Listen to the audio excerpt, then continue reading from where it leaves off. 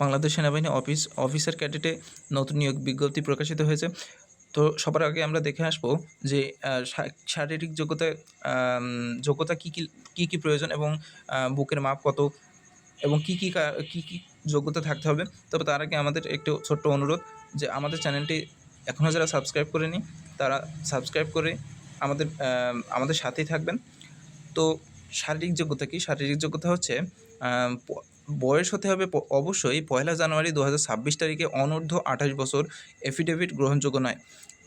শারীরিক যোগ্যতা কী? শারীরিক যোগ্যতা উচ্চতা। পুরুষের জন্য উচ্চতা হতে হবে 5 ফুট 4 ইঞ্চি, মহিলাদের হতে হবে 5 ফুট। ওজন অবশ্যই পুরুষকে 136 পাউন্ডের বেশি হতে হবে আর মেয়েদের 105 পাউন্ডের বেশি হতে হবে। বুকের মাপ স্বাভাবিকভাবে 30 ইঞ্চি হতে হবে এবং প্রসারিত অবস্থায় 32 ইঞ্চি হতে হবে। মহিলাদের বুকের মাপ 38 ইঞ্চি হতে হবে এবং স্ফীত অবস্থায় 32 ইঞ্চি হতে হবে, 30 ইঞ্চি হতে হবে। উচ্চতা ও বয়স অনুসারে সশস্ত্র বাহিনীর জন্য নির্ধারিত স্কেলের অতিরিক্ত ওজন হলে অযোগ্য হিসেবে বিবেচিত হবে। শিক্ষাগত যোগ্যতা ন্যূনতম আর্মি মেডিকেল কোরের পুরুষ অথবা মহিলা। প্রথম শর্ত হচ্ছে MBBS ডিগ্রিধারী সরকার কর্তৃক স্বীকৃত মেডিকেল কলেজ থেকে আসতে হবে। MBMA যোগদানের পূর্বে অবশ্যই ইন্টার্নশিপ সম্পন্ন করতে ইন্টার্নশিপ সার্টিফিকেট জমা করতে হবে। মাধ্যমিক ও উচ্চ মাধ্যমিক পরীক্ষায় সর্বমোট GPA 9, তবে যে কোনো পরীক্ষায় GPA 4.5-এর কম হলে হবে না। বৈবাহিক অবস্থা পুরুষ অবশ্যই অবিবাহিত হতে হবে। তবে 1 জানুয়ারি 2026 তারিখে যাদের বয়স 26-এর উপরে হবে সে সকল বিবাহিত পুরুষ প্রার্থীগণ আবেদন করতে পারবে।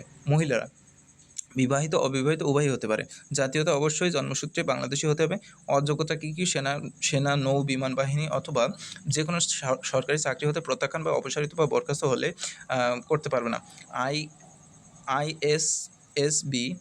ISSB কর্তৃক 2 বার স্ক্রিনড আউট বা রেড কার্ড, একবার স্ক্রিনড আউট বা একবার রেড কার্ড হলেও আবেদন করা যাবে। তবে 5 বছর পূর্বে 2 বার স্ক্রিনড আউট বা রেড কার্ড প্রার্থীগণ আবেদন করতে পারবে না।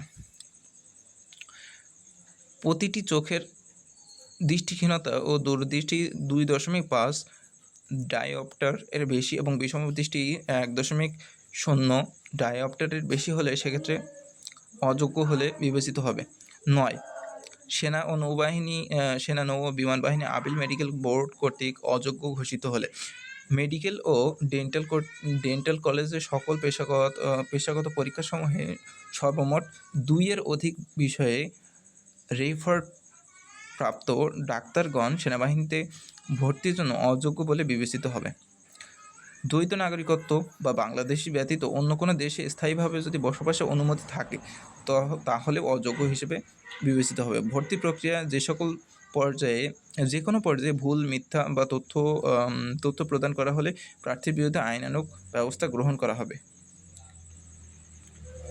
আবেদনের পদ্ধতি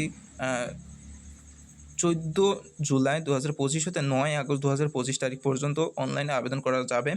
আবার বলছি 14 জুলাই 2025 থেকে শুরু করে 9 আগস্ট 2025 তারিখ পর্যন্ত আবেদন করা যাবে।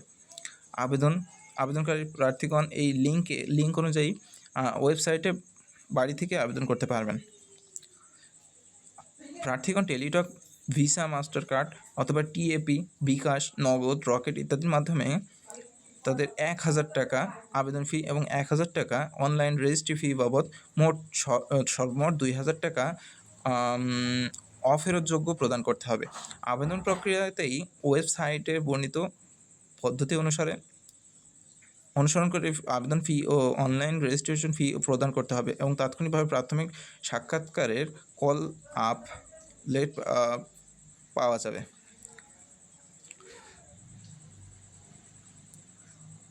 নির্বাচন পদ্ধতি আপনারা দেখে নেবেন, পারলে স্ক্রিনশট মেরে রেখে দিতে পারেন এবং সে অনুযায়ী আপনারা নিজেদের মতো আবেদনটি সম্পন্ন করবেন। আসসালামু আলাইকুম।